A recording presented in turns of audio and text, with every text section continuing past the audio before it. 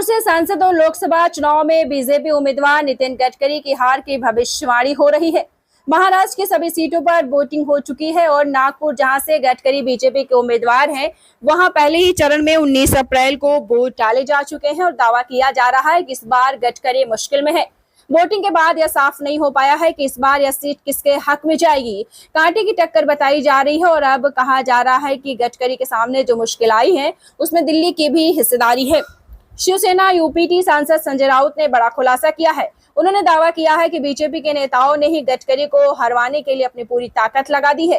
PM Narendra Modi, केंद्रीय गृह मंत्री अमित शाह और महाराष्ट्र के डिप्टी सीएम देवेंद्र फडणवीस ने गडकरी को हरवाने में कोई कमी नहीं रहने दी। उन्होंने अपनी पूरी ताकत गडकरी को हराने में झोंक दी। सबसे पहले तो गडकरी को बीजेपी उम्मीदवारों की पहली सूची में जगह नहीं दी गई।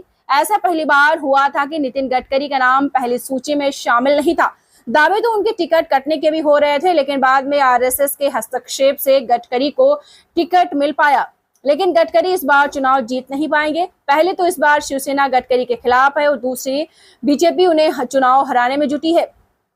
रहस्य जब ये सवाल किया कि लगातार ये प्रचार कर रहे थे, तो उन्होंने जवाब दिया कि बीजेपी नेताओं की पूरी ताकत झोंकने के बावजूद गडकरी मुकाबले से बाहर नहीं हो पाए और इस कारण से सिर्फ दिखावे के लिए फडणवीस उनके प्रचार में शामिल हुए। फडणवीस ने गडकरी का प्रचार मन से नहीं किया। रावत ने कहा कि आरएसएस के लोग तो खुलकर ये बात कह रहे हैं कि नागपुर में गडकरी को हराने के लिए फडणवीस ने खुलकर बोला है।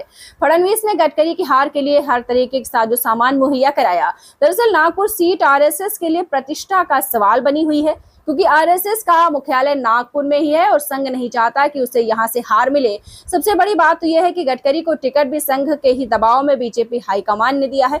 ऐसे में संघ ने जरूर इस सीट पर अपनी पूरी ताकत लगाई थी। अपने सभी संगठनों को नागपुर सीट पर प्रचार में झोंक दिया था, लेकिन बीजेपी के अधिकांश नेता गडकरी को हराने में जुटे हैं। इस सीट पर कांग्रेस से विकास ठाकरे उम्मीदवार हैं और दावा किया जा रहा है कि कांटे के मुकाबले में वो बाजी मारते दिखाई दे रहे हैं।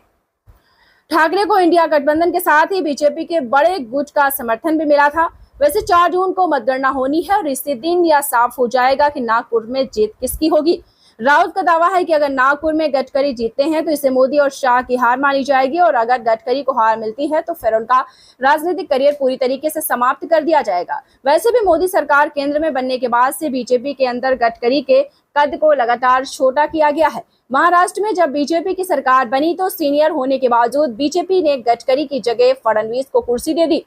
बाद में गडकरी को बीजेपी की संसदीय बोर्ड और चुनाव समिति से भी निकाल दिया गया। गडकरी को मिले अधिकांश मंत्रालय भी छीन लिए गए और इस बार तो बीजेपी ने उन्हें हराने की साजिश तक रची है। वैसे संजय राउत ने जरूर कहा है कि गडकरी अभी मुकाबले से बाहर नहीं है, लेकिन मोदी जरूर मुकाबले से बाहर जाते दिखाई दे रहे हैं। उनके हाथ से केंद्र की सत्ता जाना तय हो गया है। राहत ने दावा किया है कि 4 जून को काउंटिंग के बाद पीएम मोदी पूर्व पीएम हो जाएंगे, क्योंकि इस बार मतदाता ने सरकार बदलने का मन बना लिया है। मोदी सरकार 4 जून को चली जाएगी और इंडिया गठबंधन की सरकार बनेगी।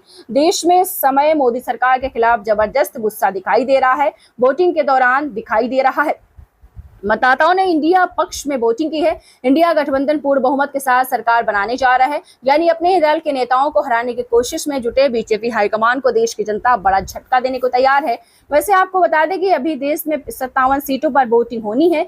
1 जून को इन सीटों पर वोट डाले जाएंगे और 6 जून को 542 सीटों पर काउंटिंग की जाएगी।